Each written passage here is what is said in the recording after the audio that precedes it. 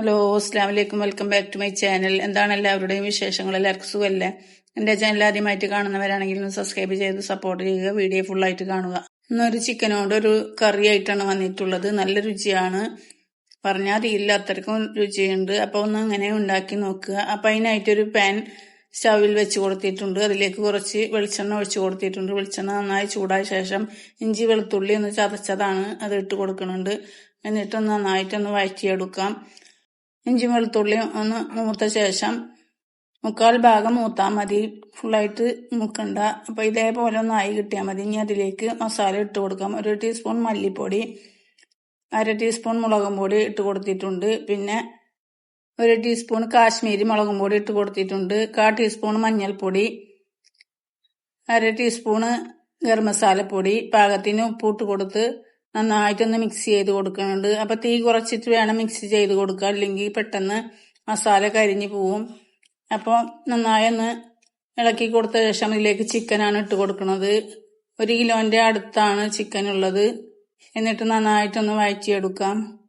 നന്നായിട്ട് തന്നെ മിക്സ് ചെയ്ത് കൊടുക്കണം. അതെല്ലാം ചേരുന്ന വരെ ഒന്ന് മിക്സ് ചെയ്ത് കൊടുക്കാം. അപ്പൊ ഇങ്ങനെ ആയി കിട്ടിയിട്ടുണ്ട്.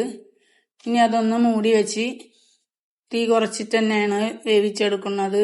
എന്നിട്ടൊന്ന് മൂടി തുറന്ന് ഒന്നും കൂടെ നന്നായിട്ടൊന്ന് മിക്സ് ചെയ്ത് കൊടുക്കാം. എന്നിട്ട് വീണ്ടും ഒന്നും കൂടെ മൂടി വെച്ച് കൊടുക്കുന്നുണ്ട്. ഒരു 2 മിനിറ്റ് നേരം മൂടി വെച്ച് കൊടുത്ത് വീണ്ടും ഒന്നും കൂടെ എടുത്ത് നന്നായിട്ടൊന്ന് ഇളക്കി കൊടുത്ത് അതിലേക്ക് ഒരു ഗ്ലാസ് വെള്ളം ഒഴിച്ച് കൊടുക്കുന്നുണ്ട്. അപ്പൊ ചിക്കന് നന്നായിട്ട് വേവില്ല. ഇങ്ങനെ മൂടി വെച്ച് കൊടുത്താൽ മസാല എല്ലാം പിടിച്ച ശേഷമാണ് അതിലേക്ക് വെള്ളം ഒഴിച്ച് കൊടുക്കുന്നത്. അപ്പൊ ഒരു ഗ്ലാസ് വെള്ളമാണ് ഒഴിച്ച് കൊടുത്തിട്ടുള്ളത്. എന്നിട്ടും എല്ലാം കൂടെ നന്നായിട്ടൊന്ന് മിക്സ് ചെയ്ത് കൊടുക്കാം. അപ്പൊ അതിലൊക്കെ ഒന്ന് പിടിക്കുന്നത് വരെ. ഇനി സബോളയാണ്, 2 സബോളയാണ് എടുത്തിട്ടുള്ളത്. അതൊന്ന് അരിഞ്ഞിട്ട് അതിലേക്ക് ഇട്ട് കൊടുത്തിട്ടുണ്ട്. ഒരു തക്കാളിയും 2 പച്ചമുളകും കട്ട് ചെയ്തിട്ട് അതിലേക്ക് ഇട്ട് കൊടുക്കുന്നുണ്ട്. പച്ചമുളക് നീളത്തിൽ മുറിച്ചിട്ടാണ് ഇട്ട് കൊടുത്തിട്ടുള്ളത്. എന്നിട്ട് എല്ലാം കൂടെ നന്നായിട്ട് മിക്സ് ചെയ്ത് കൊടുക്കാം. ഇനി ഒന്ന് തീ കൂട്ടി വെച്ചിട്ടാണ് ഇനി വേവിച്ചെടുക്കുന്നത്, മൂടി വെച്ചിട്ട്. എന്നിട്ട് മൂടി ഒന്ന് തുറന്ന് നോക്കാം. അപ്പൊ അത് നന്നായിട്ട് കറിയൊക്കെ തിളച്ച് കിട്ടിയിട്ടുണ്ട്. ഇനി ഒന്നും കൂടെ ഇളക്കി കൊടുക്കുന്നുണ്ട്. ഇനി അതിലത്തെ സബോളയും തക്കാളിയും പച്ചമുളകും എല്ലാം വേവാൻ വേണ്ടിയിട്ടാണ് ഒന്നും കൂടെ ഇളക്കി കൊടുത്ത് മൂടി വെച്ചിട്ട് വീണ്ടും വേവിച്ചെടുക്കുന്നത്. എന്താ വെച്ചാൽ അധികം വെള്ളം ഒഴിച്ചു കൊടുത്തിട്ടില്ല, സ്വല്പം വെള്ളമല്ല ഒഴിച്ചു കൊടുത്തിട്ടുള്ളത്. അപ്പൊ അതൊന്ന് കൂടെ മൂടി വെക്കുന്നുണ്ട്. എന്നിട്ട് ഒരു 5 മിനിറ്റ് നേരം കഴിഞ്ഞിട്ടാണ് പിന്നെ മൂടി തുറക്കുന്നത്. അപ്പൊ അതാ കറിയൊക്കെ നന്നായി വറ്റി കിട്ടിയിട്ടുണ്ട്. ഉപ്പിന്റെ കുറച്ച് കുറവുണ്ട്. അപ്പൊ അതിലേക്ക് ഉപ്പിട്ട് കൊടുത്ത് നന്നായിട്ടൊന്ന് മിക്സ് ചെയ്ത് കൊടുക്കുന്നുണ്ട്. നല്ല രുചിയാണ് ഇങ്ങനെ ഉണ്ടാക്കിയിട്ട് കൂട്ടി കഴിക്കാൻ.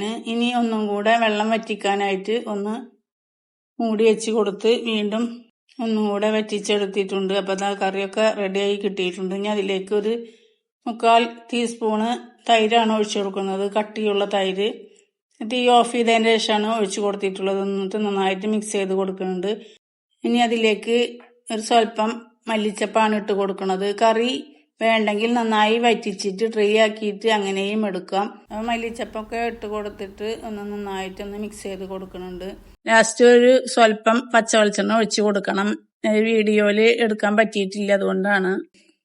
അപ്പൊ അതാ മേശയുടെ മേലെ കൊടുന്ന് വെച്ചതാണ്, അങ്ങനെ വീഡിയോ ചെയ്തതാണ്. അപ്പൊ അതാ കറിയൊക്കെ നല്ല രുചിയാണ്. അപ്പൊ എല്ലാവരും ഇതുപോലെ ഒന്ന് ഉണ്ടാക്കി നോക്കുക. വീഡിയോ ഇഷ്ടപ്പെട്ടാൽ ലൈക്ക് ചെയ്യാനും ഷെയർ ചെയ്യാനും സബ്സ്ക്രൈബ് ചെയ്യാനും കമന്റ് ചെയ്യാനും മറക്കരുത്. വീഡിയോ ആദ്യമായിട്ട് കാണുന്നവരാണെങ്കിൽ ഒന്ന് സബ്സ്ക്രൈബ് ചെയ്ത് സപ്പോർട്ട് ചെയ്യുക. വീഡിയോ ഫുള്ളായിട്ട് കാണുക. ഇനി മറ്റൊരു വീഡിയോയുമായിട്ട് വരാം.